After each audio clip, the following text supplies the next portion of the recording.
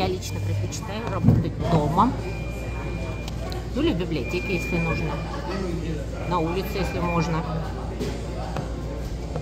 Почему люди себя обрекают на все неудобства и дискомфорт, работая в кафе, я понять не сила. Когда кафе только появились, люди ходили туда, потому что они физически не могли приготовить кофе дома.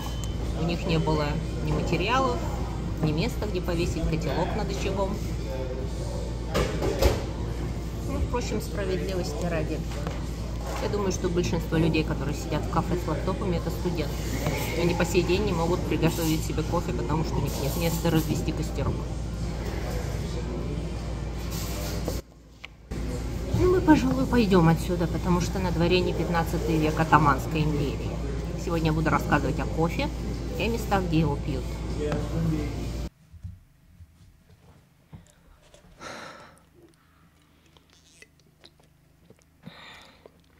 Так гораздо лучше. Вы, наверное, думаете, ну что такого нового она может рассказать нам о кофе? Я провела исследование и нашла 7 интересных и малоизвестных фактов о кофе, которые могут удивить даже искушенного кофе-сноба. Эти факты будут раскиданы по всему рассказу, поэтому не отходите от экранов.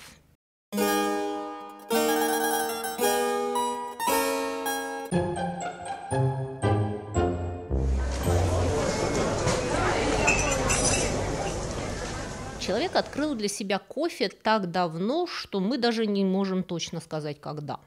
Достаточно сказать, что кофе зародился на Земле в том же самом месте, где зародилось человечество – в Африке. Там, в Эфиопии, до сих пор растет самое большое количество диких сортов кофе. Именно так ученые смогли найти, откуда весь этот кофе взялся и распространился по Земле. Во всех других местах, где теперь растет кофе, сортовое генетическое разнообразие гораздо меньше, что говорит о том, что весь кофе, растущий в этих регионах, происходит от нескольких кустов, привезенных туда людьми. Согласно популярной легенде, история кофе, как напитка, начинается с эфиопского пастуха по имени Калди, который однажды ворвался в монастырь. Эфиопия – это одна из самых старых христианских стран, поэтому Калди ворвался в христианский монастырь с воплями, что он совершил выдающееся открытие. Он заметил, что его козы, как поедят красных ягод с некоего куста, до того становятся веселые и бодрые, что прямо пускаются в пляс. И Калди попробовал эти ягоды сам. И теперь он тоже такой веселый и бодрый, что хочет сообщить всем, какое замечательное растение он обнаружил. Монахи, в первый раз увидевшие человека под кофеином, сразу поняли, что это работа дьявола, и бросили подозрительные ягоды в огонь. Но от горящих зерен начал распространяться такой чудесный аромат, что монахи резко передумали и попытались спасти интригующие зерна, бросив их в воду. Получившаяся жидкость тоже приобрела чудесный аромат и способность заставлять коз, пастухов и монахов плясать и навязывать посторонним людям свое мнение. И так был изобретен кофе. Единственная крупица истины, содержащаяся в этой легенде, это то, что некоторые народы действительно использовали коз для проверки съедобности незнакомых травок, овощей и фруктов. Козы известны своей способностью есть все, что дают, и люди использовали их как первых подопытных животных. Все остальное в этой истории чистая выдумка. Уже известно, что люди, знавшие о свойствах кофе, очень долго не заваривали его зерна, а просто ели ягоды. И даже потом, когда они выяснили, что кофейные зерна бодрят сильнее, их мололи и делали из них нечто на вроде энергетических батончиков, слепленных медом. Но если вы когда-нибудь пытались жевать кофейные зерна, вы знаете, насколько они твердые. И в какой-то момент люди начали обжаривать их, а потом замачивать в воде, чтобы размягчить. А потом, видимо, как в анекдоте, перестали выливать водичку. И так постепенно появился напиток кофе.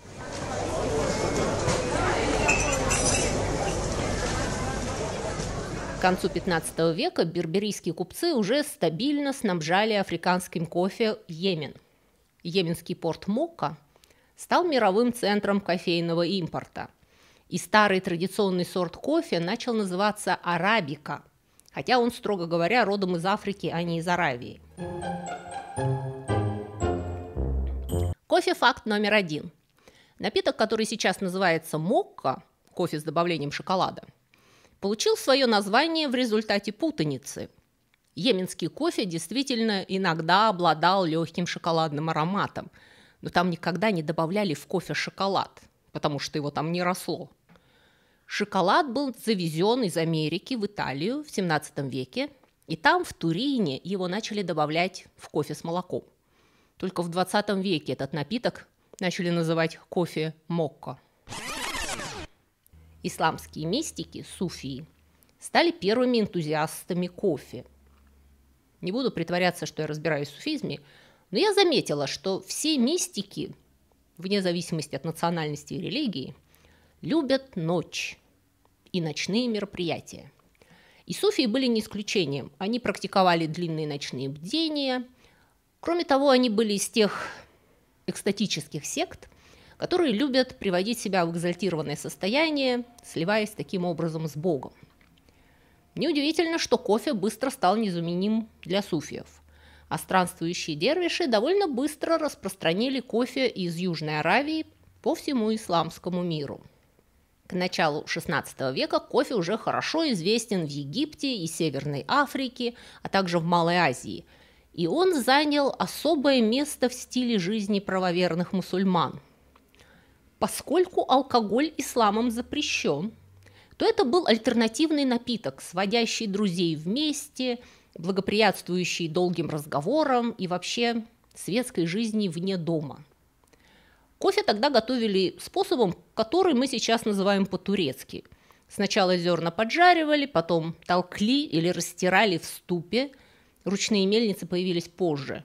А потом заливали водой и варили без особых церемоний в котелке. Это хоть и несложная процедура, но она была затруднительна для горожан, далеко не всегда имевших кухню и прислугу. И поэтому люди предпочитали ходить пить кофе в специальные заведения общественного питания – кофейни, хавехане, которые вскоре приобрели огромное значение в культуре больших просвещенных городов. Миллионы кофеен возникают в Каире, в Алеппо и Истамбуле. Энтузиазм мусульман по поводу кофе был так велик, что говорили даже, что якобы пророк Мухаммед лично даровал правоверным кофе как благую альтернативу вину. Кофейни в первую очередь открывались, как и сейчас, рядом с университетами, с медресе, потому что в XVI веке студенты точно так же имели тенденцию учиться по ночам и любили тусоваться вне дома. И кофейни быстро становились центрами дискуссий, как научных, так и политических, местами свободного обмена идеями и обсуждения политических предпочтений, то есть с точки зрения властимущих центрами опасных веяний. Кофе возбуждало умы и подталкивало к диссидентству. Начинается история попыток забанить кофе. Первая попытка запретить кофе и заодно закрыть кофейни случилась в Мекке в 1511 году, когда теологический суд города выпустил фетву, обличающую кофе как напиток, изменяющий сознание, а следовательно запрещенный Кораном. Надо заметить, что само слово «кофе» происходит от арабского «кахва», что означало «вино». Весьма вероятно, что аналогия кофе и вина в языке возникла не из-за сходства их влияния на человека, а от того, что они оба очень темного цвета. И это слово изначально означало какой-то очень темный напиток. Но теологам было достаточно того, что кофе было связано с рассадниками свободомыслия, и они быстро приравняли его к алкоголю и запретили. Но запрет этот долго не продержался. Если вы пьете кофе, то вы прекрасно понимаете, как трудно от него отказаться и как легко пойти на баррикады против правителя, попытавшегося запретить кофе. Так что баны, кофе и кофеин долго не держались нигде, хоть периодически возникали то тут, то там. Правоверные интеллектуалы легко доказывали, что в отличие от запрещенного Кораном вина, отупляющего мозги и подталкивающего человека к непристойностям, кофе, напротив, проясняет ум и способствует учебе и занятиям науками. Также мощным аргументом в пользу кофе была его экономическая важность, поскольку к середине XVI века европейцы, венецианскими купцами вперед, начинают охотно закупать кофе в турецких портах.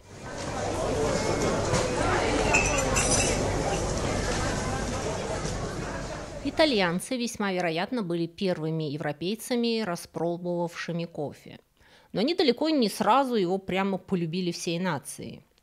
Венецианские купцы, имевшие дела на Ближнем Востоке, привозили домой вместе с экзотическими товарами привычку к кофе и манеру одеваться как турки. На все это увлечение исламской культурой католическая церковь смотрела безо всякого восторга. Кофе, на их взгляд, был со всей очевидностью сатанинским напитком, которым неверные пытаются соблазнить добрых католиков. В 1600 году делегация возмущенных епископов обратилась к папе Клименту VIII с просьбой запретить чертову мавританскую жижу. К их разочарованию папе Клименту кофе понравился, и он его не запретил, он его благословил. По крайней мере, так утверждают итальянцы.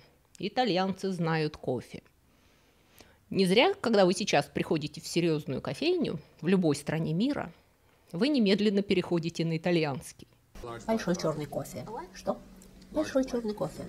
Вы имеете в виду венти? Нет, я имею в виду большой. Он имеет в виду венти. Венти – это большой. Нет, венти – это 20. Большой – это большой.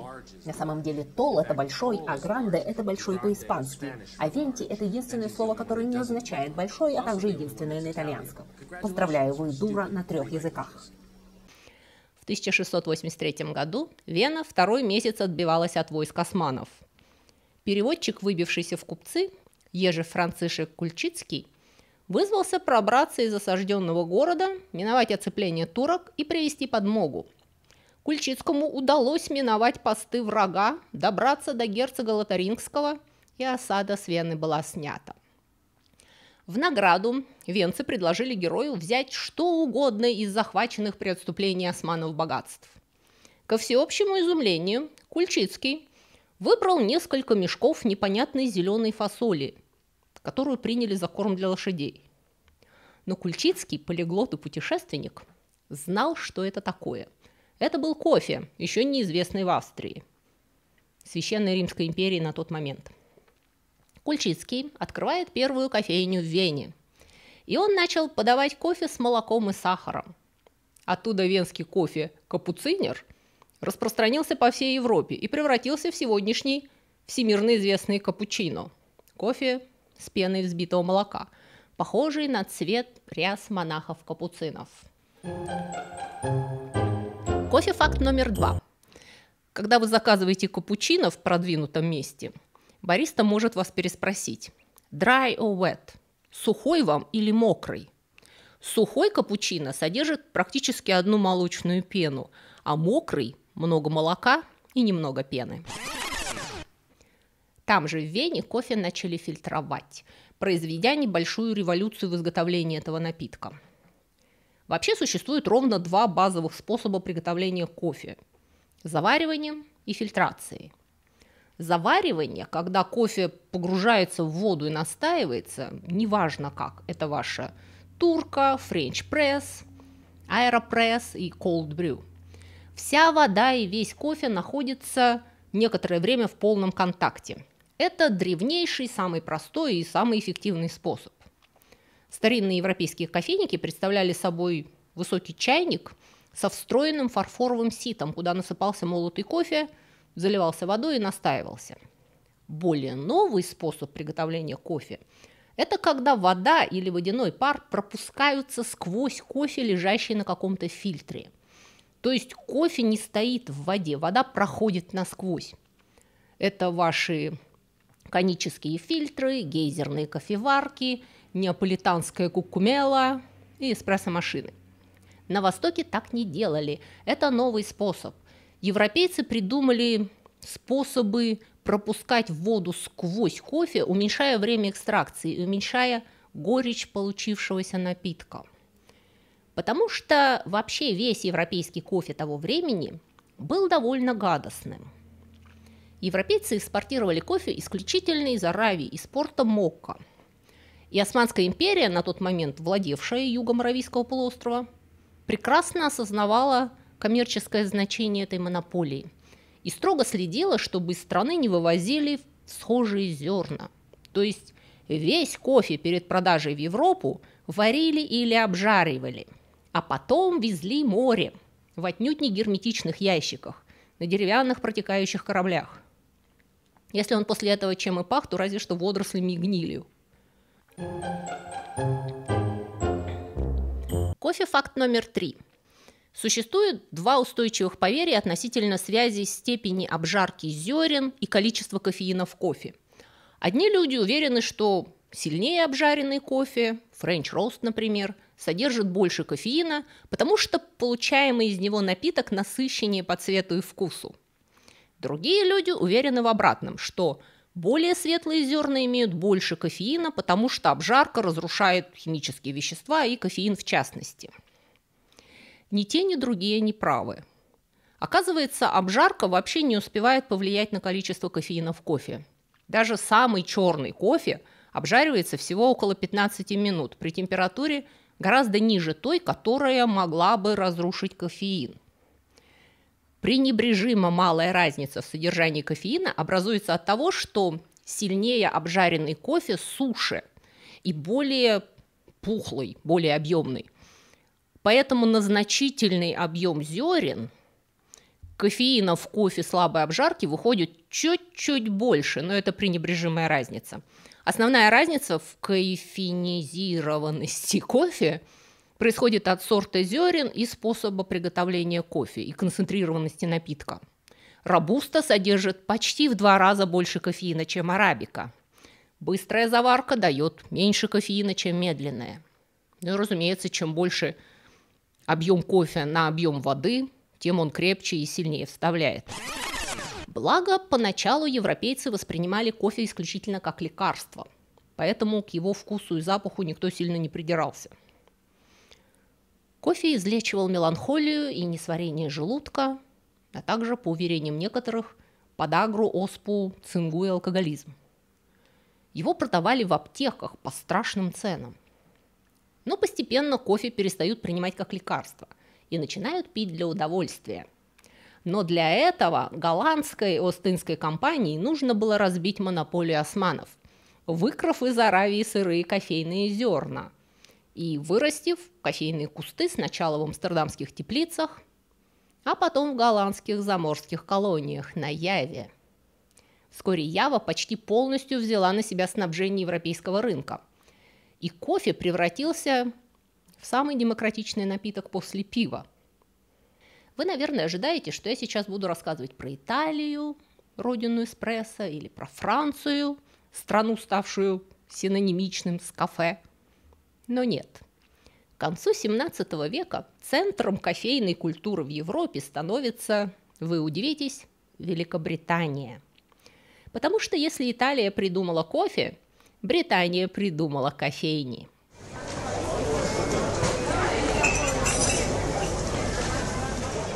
В Великобритании кофейни превратились в совершенно новые очаги цивилизации, весьма вероятно подтолкнувшие всю Европу к эпохе Просвещения. Первая английская кофейня была основана в 1650 году в Оксфорде.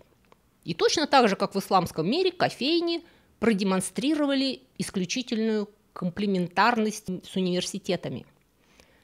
В отличие от таверн и пабов, где любители пива проводили время в дебошах и тупом оцепенении, посетители кофеен могли наслаждаться приятными разговорами в трезвой компании.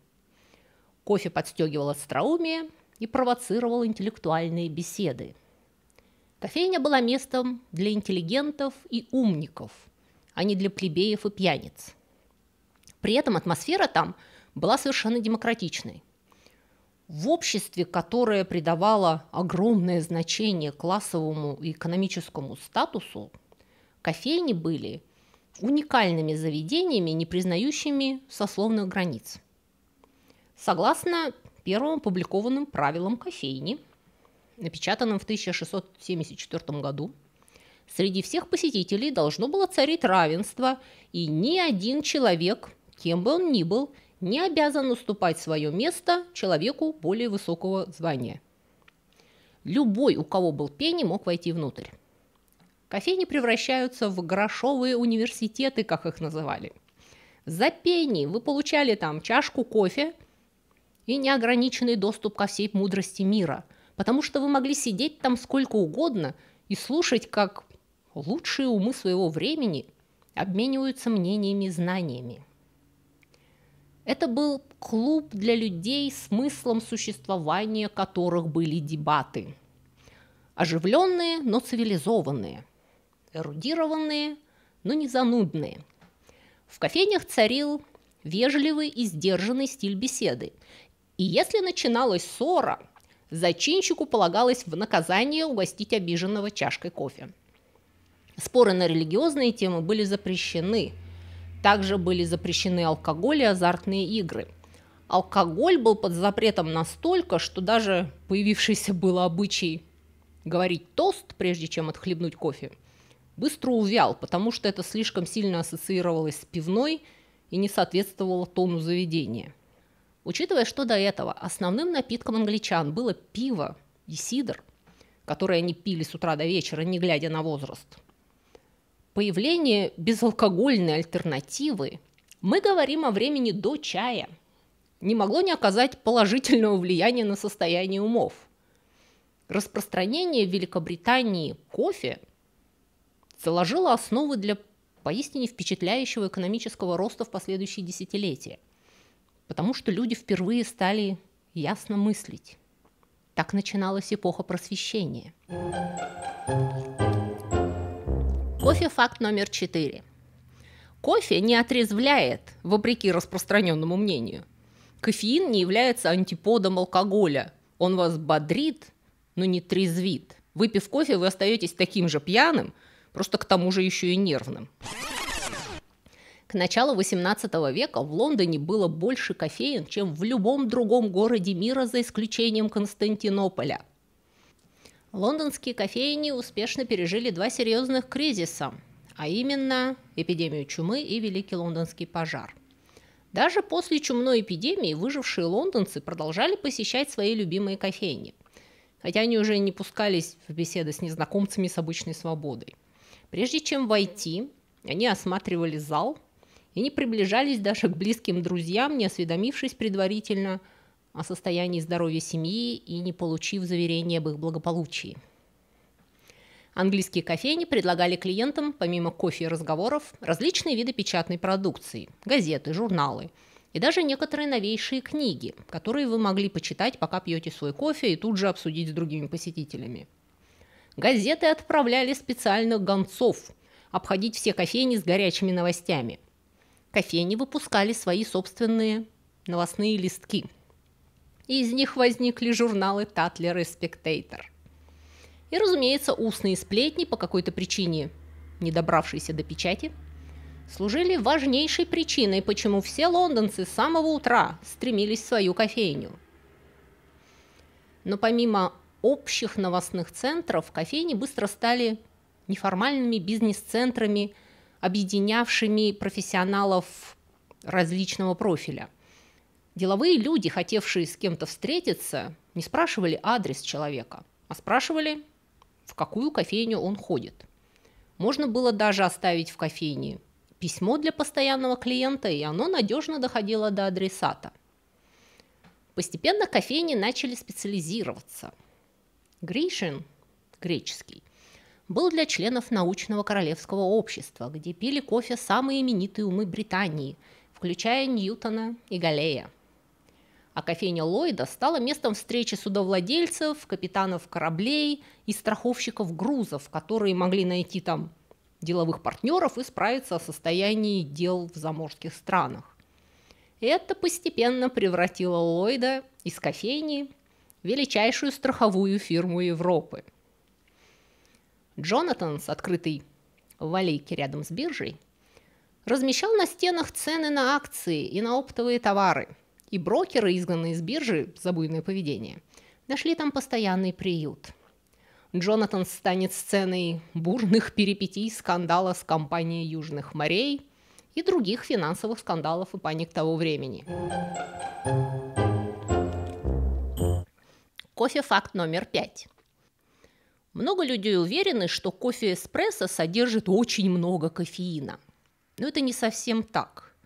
Поскольку эспрессо подразумевает очень быстрое эстрагирование под давлением, кофеин не успевает полностью выйти из зерен в напиток. Большая часть кофеина высвобождается в течение первой минуты экстракции. Но время приготовления эспрессо составляет только 20-30 секунд. Кроме того, эспрессо – это очень маленькая порция. И поэтому итальянцы могут пить его по 10 чашек в день и не бегают по стенам.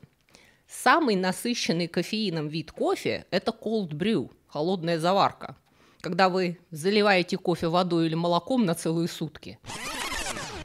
То есть английские кофейни стали чем-то вроде прототипа интернета. Сейчас вы заходите в сеть, чтобы узнать новости, посмотреть объявления о работе, пообщаться с друзьями, с незнакомыми людьми, продать и купить вещи, получить почту, прослушать курс наук, узнать сплетни, новые анекдоты, развлечься. И все это вы получали в лондонской кофейне 17-18 века. Если, конечно, вы были мужчиной. Потому что в соответствии с восточными традициями в лондонские кофейни не пускали дам. Ну, то есть порядочных дам.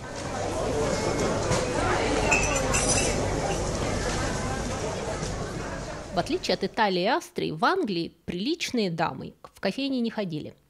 Женщины могли работать в кофейне официантками или на втором этаже в качестве десерта. Женщины могли быть даже владелицами кофеен, но порядочные дамы не могли приобщиться к этому прекрасному новому миру, зарезервированному только для мужчин.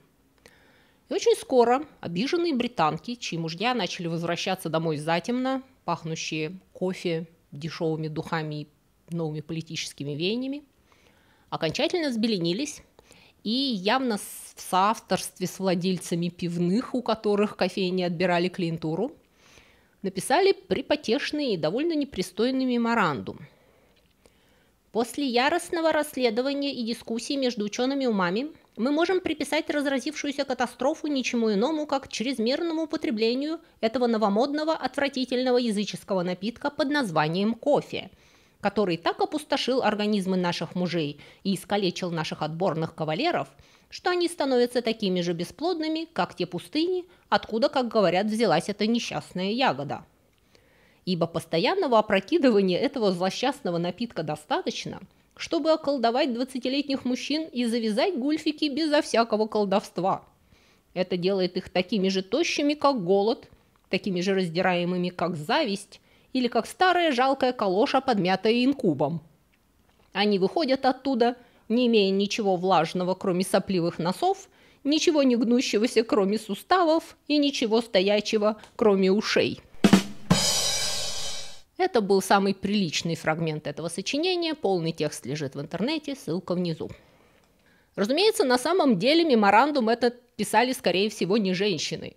И направлен он был не против кофе, якобы доводившего мужчин до того, что они были не в состоянии исполнять супружеский долг. Это сатира направлена на кофейни, которые страшно раздражали короля Карла II через год после опубликования этой петиции, попытавшегося их закрыть. Но и ему, как и до него арабский муфти, не удалось запретить кофе. Кофе-факт номер 6. В 1911 году США чуть было не ввели кофеин в список наркотических веществ наравне с кокаином. К нашему счастью, судебный процесс «Соединенные Штаты против 40 баррелей и 20 бочонков Кока-Колы» выиграла Кока-Кола, доказавшая, что ее напиток не вызывает наркотического привыкания. Если бы они проиграли, мы бы сейчас покупали кофе в аптеке по рецепту врача. Кофе в Великобритании сдастся и уйдет в тень только к концу XVIII века, когда конъюнктура и мода начнут меняться. Остинская компания, в этот раз британская, заваливает отечественный рынок новым модным продуктом – чаем. Чай, в отличие от кофе, было гораздо легче готовить дома. Просто заливаешь чайник кипятком и готово. И чай очень быстро входит в моду и замещает собой кофе в роли социального напитка. Чай объединял мужчин и женщин. Клубы для джентльменов, в свою очередь, предоставили мужчинам новое убежище вдали от дома и семьи. Снобизм поднимает голову. Демократизм кофеин начинает казаться вульгарным. Британия голосует за чай и частные посиделки в кругу равных тебе по положению. Зато на другом берегу океана, в бунтующей колонии, кофе находит новых политических сторонников. Я не буду повторять то, что было сказано в видео о бостонском чаепитии. Протестуя против налогов, которые правительство метрополии налагало на колонии, не спрашивая их мнения по этому вопросу, американцы начинают бойкотировать британский чай, и Америка переходит на кофе. И с тех пор американцы не могут помыслить жизни без кофе. Хотя с точки зрения многих европейцев то, что они пьют, кофем назвать нельзя. Но какого бы качества ни был кофе, он имел способность возбуждать умы и питать революционные настроения. Сыны свободы собираются в кофейне «Зеленый дракон» в Бостоне планировать революционную войну против Британии. Точно так же через несколько лет за океаном в парижских кафе Камиль Демулен и его сподвижники начнут призывать накофеиненный народ идти штурмовать Бастилию. Кофе-факт номер 7. В 1869 году эпидемия грибка Химелея вастататрикс уничтожила практически все плантации кофе-арабики в Азии, от Индии до Филиппин. Начинается панический поиск нового сорта кофе, и на рынок выходит робуста, центральноафриканский подвид, очень устойчивый к болезням, содержащий в 2 раза больше кофеина и на вкус как хина. Французы очень долго пили преимущественно робусту, которую выращивали в своем Индокитае. И они привыкли к ее резкому горькому вкусу. Туристов в Париже до сих пор поражает, как нация, прославленная своей кухней, терпит такой мерзопакостный с точки зрения среднего европейца кофе. Парадокс кофе состоял в том, что в то время как в Европе и Северной Америке он подталкивал общество к борьбе за свободу от тирании, в тех местах, где этот кофе выращивался, он означал худшие виды принуждения и рабства. Все, что я рассказывала о сахаре в истории о зомби, все это в значительной степени подходит и для кофе. США смогло стать второй по потреблению кофе страной в мире только благодаря тому, что к этому времени, когда они начали бойкотировать чай, французы и португальцы уже развели кофейные плантации в своих американских колониях и устроили там жуткий террор. Выращивание кофе требовало огромного количества рабочих рук, что означало импорт африканских рабов, вырубание лесов и уничтожение аборигенного населения. Бразилия, к середине XIX века ставшая крупнейшим мировым производителем кофе, которым она остается по сей день, для поддержания достаточного производства, подстегнутого ростом спроса, завезла для работы на плантациях 1,5 миллиона африканских рабов, в то время, когда все остальные нормальные страны уже отменяли и запрещали рабство. В Бразилии рабство продержится дольше всех в западном мире и будет окончательно отменено только в 1888 году. Но экономика и политика кофе – это отдельная, большая и сложная тема, которую я сегодня не буду углубляться. Этот вопрос требует гораздо более серьезного подхода и изучения, а у меня кончается кофе. Напишите внизу, что бы вам было интересно послушать. Про политическую историю кофе или про историю шоколада. А на сегодня я с вами прощаюсь. Спасибо за внимание и до новых встреч.